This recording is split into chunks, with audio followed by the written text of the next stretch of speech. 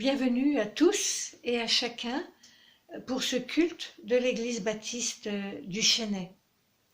Nous sommes vraiment reconnaissants, oui, nous sommes reconnaissants de ce que nous puissions célébrer le Seigneur ensemble grâce aux moyens de communication modernes dont nous disposons, que nous avons de nos jours.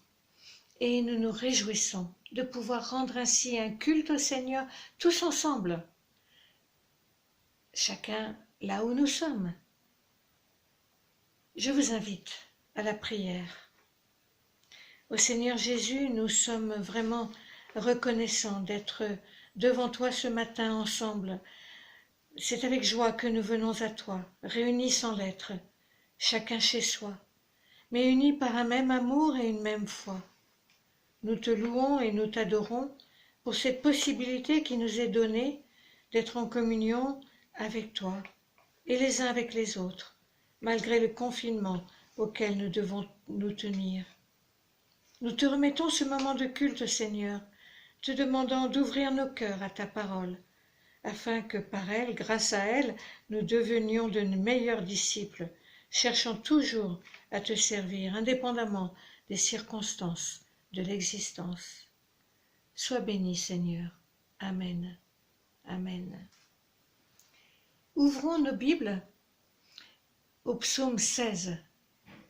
Et je vous lirai de ce psaume 16 les versets 7 à 11. Psaume 16, versets 7 à 11. Je bénis l'Éternel, car il me conseille. Même la nuit, mon cœur m'instruit. J'ai constamment l'Éternel devant moi. Quand il est à ma droite, je ne suis pas ébranlé. C'est pourquoi mon cœur est dans la joie et mon esprit dans l'allégresse. Même mon corps reposera en sécurité, car tu n'abandonneras pas mon âme au séjour des morts, et tu ne permettras pas que ton bien-aimé connaisse la décomposition. Tu me fais connaître le sentier de la vie. Il y a d'abondantes joies dans ta présence, un bonheur éternel à ta droite. Amen. Je vous invite à chanter maintenant. Oui, chantons ensemble et chantons ce cantique qui nous invite à à proclamer que le Seigneur est bon. Oui, Dieu est bon.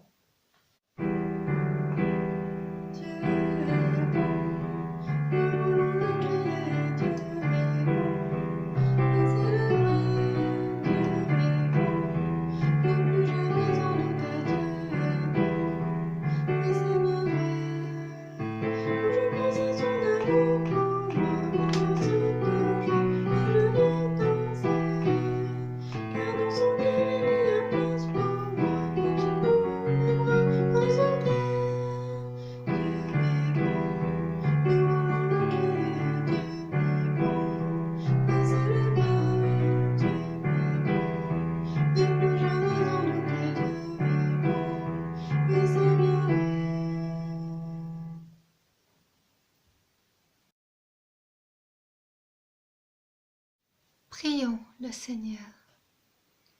Oui, merci pour tout ton amour pour nous, Seigneur Jésus.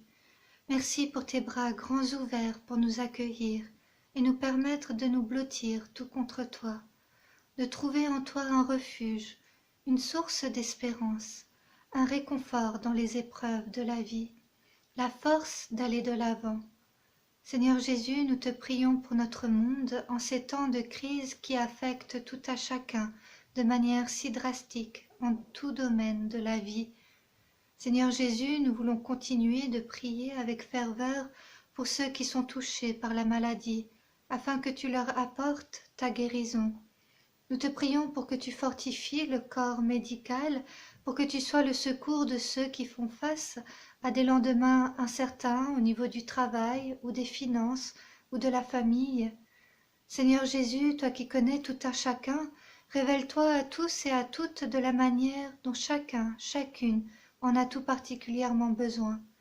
Que tu puisses relever, édifier, fortifier, redonner courage et espérance, que tu puisses être à chaque instant la lumière qui éclaire le chemin de la vie et permet de marcher à ta suite dans tes pas avec foi et confiance.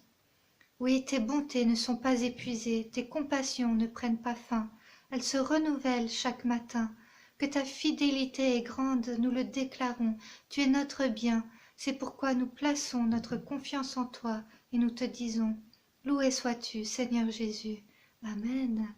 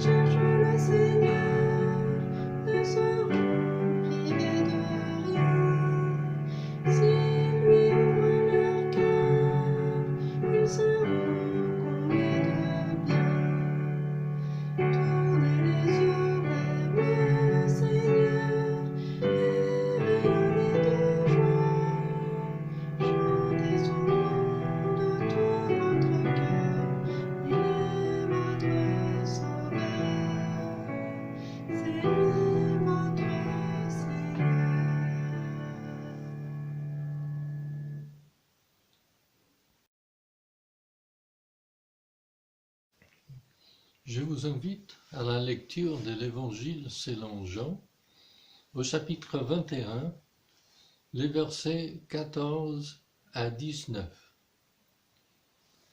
C'était déjà la troisième fois que Jésus s'est montré à ses disciples depuis qu'il était ressuscité. Lorsqu'ils eurent mangé, Jésus dit à Simon-Pierre, « Simon, fils de Jonas, m'aimes-tu plus que ceux-ci » Il lui répondit, « Oui, Seigneur, tu sais que j'ai de l'amour pour toi. » Et Jésus lui dit, « Nourris mes agneaux. » Il lui dit une deuxième fois, « Simon, fils de Jonas, m'aimes-tu » Pierre lui répondit, « Oui, Seigneur, tu sais que j'ai de l'amour pour toi. » Jésus lui dit, « Prends soin de mes brebis. » Jésus lui dit pour la troisième fois, « Simon, fils de Jonas, as-tu de l'amour pour moi » Pierre fut attristé de ce qu'il lui avait dit. La troisième fois, « As-tu de l'amour pour moi » Et il lui répondit, « Seigneur, tu sais tout.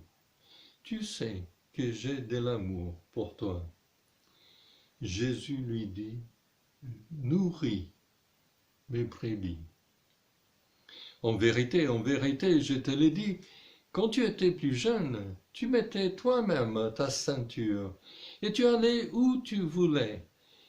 Mais quand tu seras vieux, tu tendras tes mains et c'est un autre qui attachera ta ceinture et te conduira où tu ne voudras pas. Il dit cela pour indiquer par quelle mort Pierre révélerai la gloire de Dieu. Puis il lui dit, suis-moi. C'était déjà la 3e fois que Jésus se montrait à ses disciples depuis qu'il était ressuscité. Ils étaient le long du rivage du lac de Tibériade. Jésus, aux côtés de Simon-Pierre, Thomas, Nathanaël, les fils de Zébédée et 2 autres de ses disciples. Autour d'un feu de braise, ils dégustaient les poissons fraîchement pêchés lors de leur pêche miraculeuse, heureux de se retrouver ensemble. Après ce temps d'une réjouissante communion fraternelle autour de ce petit déjeuner matinal, Jésus s'adresse tout particulièrement à Simon-Pierre.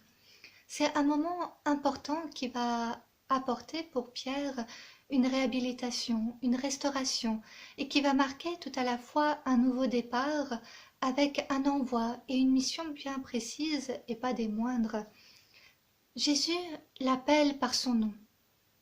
Simon, fils de Jonas. On peut y entendre l'écho au jour où Jésus le rencontra pour la première fois et l'appela à le suivre. C'est alors qu'il lui avait dit « Tu es Simon, fils de Jonas. Tu seras appelé Céphas », ce qui signifie Pierre. C'est d'une certaine manière le rappel d'où Simon-Pierre vient et son évolution en tant qu'homme, sa croissance spirituelle aussi, lui permettant d'entrer dorénavant dans cette nouvelle saison de sa vie où Jésus lui confère de plus grandes responsabilités. C'est alors que Jésus, par 3 fois, demande à Pierre « M'aimes-tu » La première question de Jésus pourrait surprendre « M'aimes-tu plus que ceci ?» Serait-ce parce que Pierre l'avait prétendu de par le passé ? Mais Pierre ne répond pas en disant s'il l'aime plus que ceci que les autres disciples. Il a mûri. Il sait que ce qui importe n'est pas d'aimer Jésus plus ou moins, mais de tout simplement l'aimer.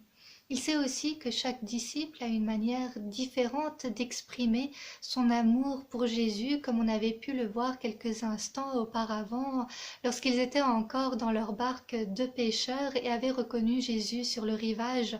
Jean, lui, s'était exclamé « C'est le Seigneur !» Mais il était resté dans la barque, sachant qu'ils seraient bientôt aux côtés l'un de l'autre. Jean, de nature peut-être plus calme, plus pragmatique aussi, sachant qu'il faut bien ramener la barque sur le rivage. Pierre, lui, est plus impulsif, plus fougueux, ce qui donne cette scène quasi comique de le voir sauter hors de la barque pour courir rejoindre Jésus, comme un enfant courant vers son père. Et on peut facilement l'imaginer donnant une accolade à Jésus et de lui dire qu'il est bon de te revoir, Jésus. L'amour de Pierre pour Jésus est entier. Alors il répond « Oui Seigneur, tu sais que j'ai de l'amour pour toi. » Pour la 2e fois, Jésus demande alors à Pierre « Simon, fils de Jonas, m'aimes-tu » Et Pierre de redonner la même réponse. « Oui Seigneur, tu sais que j'ai de l'amour pour toi. » C'est intéressant la manière dont Pierre répond. Il ne se contente pas de dire « oui, j'ai de l'amour pour toi », mais il rajoute que Jésus le sait bien. C'est pour cela que pour la 3e fois où Jésus lui demande « m'aimes-tu, as-tu de l'amour pour moi ?» Pierre lui dit d'une voix attristée et pour la 3e fois également « Seigneur, tu sais tout, tu sais que j'ai de l'amour pour toi. » Comment Jésus peut-il lui demander par 3 fois s'il l'aime? Ne connaît-il pas son cœur mieux que quiconque? Pierre ne réalise pas tout de suite que Jésus est en train de le réhabiliter, que Jésus est en train de l'appeler à entrer pleinement dans la vocation à laquelle il a appelé et équipé ces 3 années passées. Jésus lui précise en effet par 3 fois les responsabilités et les missions qu'il lui confie. À chaque « oui, je t'aime » de Pierre, Jésus lui confie un ministère. Nourris mes agneaux, prends soin de mes brebis, nourris mes brebis. Mais l'appel à ces responsabilités fait écho à deux autres passages qui apportent deux enseignements supplémentaires dans l'accomplissement de ce ministère. Premier enseignement, ce ministère ne peut pas avoir lieu sans au préalable une confession de foi et un engagement pour Christ. Comme on peut le lire dans Matthieu au chapitre 16, les versets 15 à 18, à la suite de la magnifique confession de foi de Pierre qui lui déclare « Tu es le Messie, le Fils du Dieu vivant », Jésus répond « Et moi, je te dis que tu es Pierre, et que sur ce rocher, je construirai mon Église, et les portes du séjour des morts ne l'emporteront pas sur elle. » La réponse de Jésus signifie que c'est sur cette confession « Tu es le Christ, le Fils du Dieu vivant » que Jésus veut édifier son Église et que feront partie de cette Église tous ceux qui confesseront que Jésus est pour eux le Christ. La maison, l'Église, sera bâtie sur le roc, sur Christ. Pierre a été la première pierre posée sur le roc, lui qui a été le premier à confesser que Christ est le Messie. Les autres apôtres ont suivi et sont devenus eux aussi des pierres vivantes sur qui l'Église est également édifiée. Le deuxième enseignement, ce ministère sera parsemé de difficultés. Lorsque Jésus a dit à Pierre « Les portes du séjour des morts ne l'emporteront pas sur l'Église », il savait que cette construction de l'Église ne se ferait pas sans difficulté et que toutes les puissances de l'enfer se ligueraient contre elle. Cependant, Pierre a ici l'assurance de la victoire finale de Jésus-Christ. Et avant même d'entrer pleinement dans cette responsabilité à laquelle Jésus l'appelle, Pierre en a fait l'expérience personnelle. Jésus l'avait en effet averti dans ce passage qu'on retrouve dans Luc, au chapitre 22, les versets 31 à 34. « Simon, Simon, Satan vous a réclamé pour vous passer au crible comme le blé, mais moi, j'ai prié pour toi, afin que ta foi ne disparaisse pas. Et toi, quand tu seras revenu à moi, affermis mes frères. » « Seigneur, lui dit Pierre, je suis prêt à aller en prison avec toi, et même jusqu'à la mort. » Jésus dit, « Pierre, je te le dis, le coq ne chantera pas aujourd'hui avant que tu n'aies 3 fois nié me connaître. » À cet instant précis où Pierre reçoit cet avertissement, il ne peut pas croire et se croire capable de trahir Jésus, surtout au moment où Jésus pourrait avoir le plus besoin d'être soutenu. Et pourtant, c'est bien cela qui se passera. Jésus savait que Pierre allait traverser une période terrible pour lui, émotionnellement et spirituellement. C'est pour cela qu'il l'avait averti, « J'ai prié pour toi, afin que ta foi ne disparaisse pas. Et toi, quand tu seras revenu à moi, affermis tes frères. » Il lui avait même prédit la mission à laquelle il l'appellera, l'édification. « Affermis tes frères, affermis les disciples. » Et je pense que ces paroles ont dû aider Pierre à ne pas sombrer et à revenir à Christ malgré tout. Ce retour à Christ est dorénavant là. Et Jésus confirme à Pierre la vocation à laquelle il l'a appelé comme disant « Le moment est venu ». Et Jésus lui spécifie à quel type de ministère il l'appelle précisément, celui de berger. De 3 manières différentes, Jésus appelle en effet Pierre à enseigner son peuple afin qu'il reçoive une nourriture spirituelle. Il l'appelle à se préoccuper de son peuple et il l'appelle à aider son peuple à lui aussi reconnaître la voie de Jésus-Christ, le bon berger, et de marcher à sa suite. Oui, Pierre reçoit la mission de s'occuper du troupeau du Christ. Et avec cet envoi, Jésus lui dit tout simplement « Suis-moi ». C'est le rappel que pour accomplir cette responsabilité qui lui est confiée, cela ne sera possible qu'en suivant le chemin de disciple du Christ, permettant ainsi à d'autres de devenir disciples à leur tour. Qu'est-ce que cela signifie dans notre vie spirituelle et pour l'appel que Dieu nous adresse ? Nous aussi, nous sommes appelés à suivre Jésus et à confesser qu'il est notre Seigneur et Sauveur, le Messie, le Fils du Dieu vivant. Mais tout comme pour Pierre, c'est l'avertissement que Satan aussi nous réclame pour nous passer au crible comme le blé. Néanmoins, Christ intercède pour nous, comme Romains 8, 34 nous le rappelle, ce qui nous est d'un grand réconfort. C'est aussi le rappel de l'importance, comme spécifié en Éphésiens au chapitre 6, le verset 16, de prendre en toutes circonstances le bouclier de la foi, avec lequel nous pourrons éteindre toutes les flèches enflammées. Pour certains d'entre vous, s'il vous est arrivé de trahir Jésus-Christ ou de trahir un serviteur de Christ, la question pour vous est, êtes-vous prêt à demander pardon, à vous relever et à suivre Jésus avec sincérité et amour pour lui? Si vous êtes tombé, si vous avez commis des fautes, êtes-vous prêt à vous relever et à reprendre le droit chemin? Christ appelle tout à chacun à revenir à lui. Il nous appelle à reprendre la route à sa suite et à le suivre afin de répondre pleinement à la mission qu'il veut confier à chacun, chacune.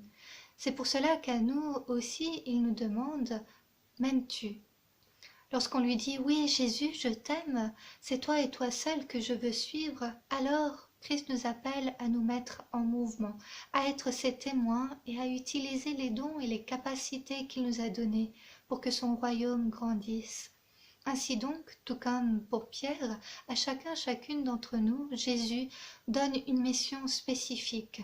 Il nous appelle à un service, à un ministère particulier. En effet, il y a diversité de dons, de services, d'actes, de ministères, mais avec un but commun à utiliser pour le bien de tous et pour la gloire de Dieu. C'est donc rechercher la volonté de Dieu pour recevoir avec clarté la vocation, la mission à laquelle il nous appelle chacun spécifiquement. Prions donc en ce sens, appuyons-nous sur Christ et marchons tous, nous aussi, à sa suite. La route ne sera pas toujours facile, elle pourra être parsemée d'épreuves, mais en plaçant notre confiance en Christ, nous avons la certitude qu'il intercède pour nous et qu'il nous aidera à accomplir la vocation pour laquelle il nous équipe et à laquelle il nous appelle spécifiquement pour sa gloire et pour l'avancement de son royaume. Soyons donc là où le Seigneur veut que nous soyons, que nous puissions répondre à Jésus-Christ, « Oui Seigneur Jésus, je t'aime. Amen ». Et je vous invite à la prière et à faire vôtre cette prière que je vais lire. Prions le Seigneur. Seigneur, merci pour ta présence, pour ta fidélité, pour ta confiance. Merci parce qu'un jour tu m'as tendu la main et patiemment tu m'as appris à ouvrir les yeux. J'ai pu alors voir et prendre cette main que tu m'offrais. Merci parce que tu m'as invité à m'approcher de toi, à chasser peurs et méfiances.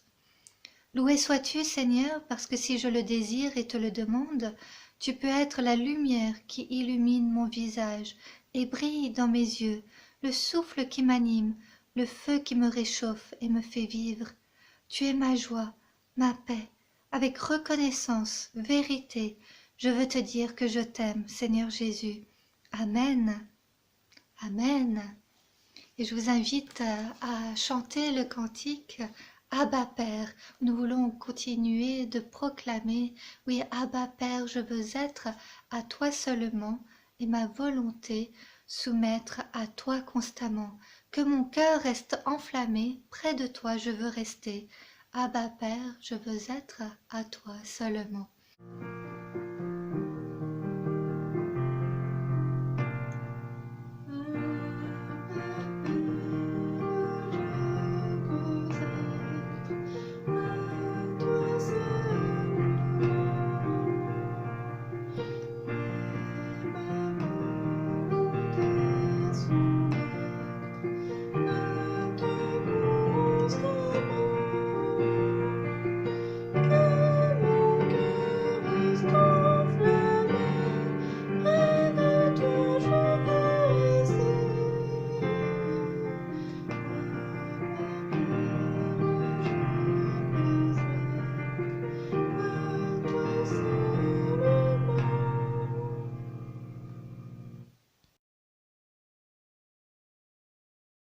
et recevez la bénédiction du Seigneur. Que le Seigneur fasse abonder et déborder votre amour les uns pour les autres. Qu'il affermisse vos cœurs, pour qu'ils soient sans reproche dans la sainteté devant Dieu notre Père, lors du retour de notre Seigneur Jésus. Allez dans la paix du Seigneur. Amen.